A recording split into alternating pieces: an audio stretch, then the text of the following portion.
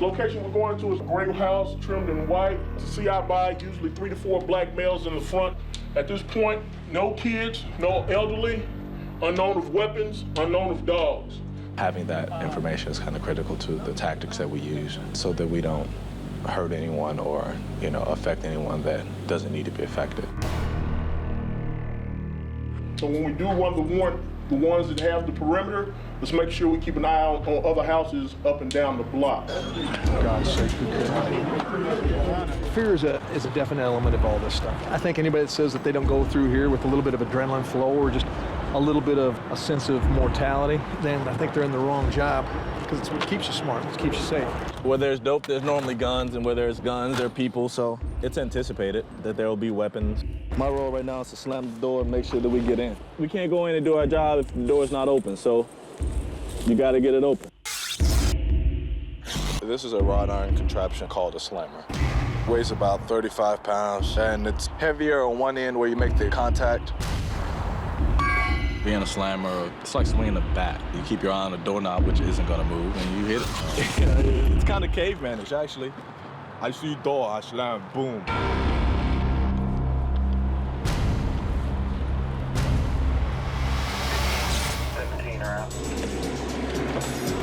Once we stop, y'all pull the rear. I don't really get an adrenaline dump until I hear we're about a minute out. All good. 3218, go ahead. When I hear we're about a minute out, 30 seconds out, that's when I get a dump and I start recycling what I need to do.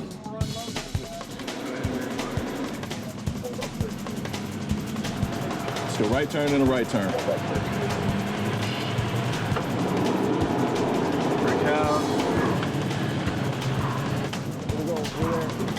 The house after this one, this is it.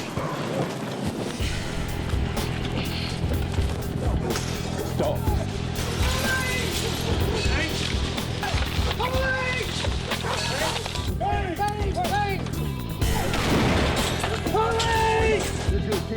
Stepping back, guys. Stepping back.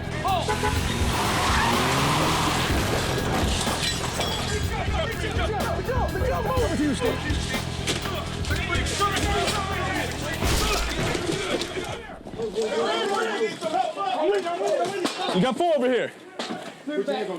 Go. Turn around, face down. I go. I got him. All right, keep your hands on your head. Just keep them on your head. Step out. One coming out. One coming out. Step out. That was a good example of how we like to attack fortifications. The system that we used on that was a double pull on the bars in front, which came off simultaneously. You got to have a lot of respect for that, because if you don't, it'll hurt you. Boy, it hit that car. Did you see it move that car? No. Yeah, I was shocked to see what it did to that car. It moved that sucker all the way over there from the straight-in position.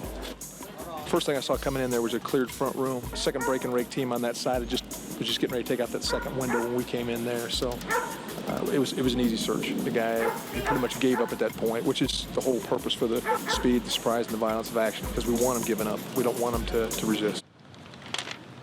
Good job, Greg. Hey, sorry about that second door. Dude, you had a tough angle. I didn't realize they had the steps like that. Yeah, I didn't either. Good footing. Well, see, once I got the first one, then I hit the second one, hit it on the knob, bounced off. I was like, so then I went right through the middle of it. Yeah. I grew up around, people dealing drugs and family members and friends. Tell them this half of the house is clear. See. From the back. At this point, I'm seeing it from a different perspective. It just is what it is. It's a part of life for some people, and that's what they know, it's what they do. I came from an element similar to this. I know people who do it, who've done it, and been around people who've done it, so it's just a consequence of the game. He got dope right there with a scale, so just watch your step on the way out. Right here, we've got a sawed-off shotgun. It looks like a 12 gauge.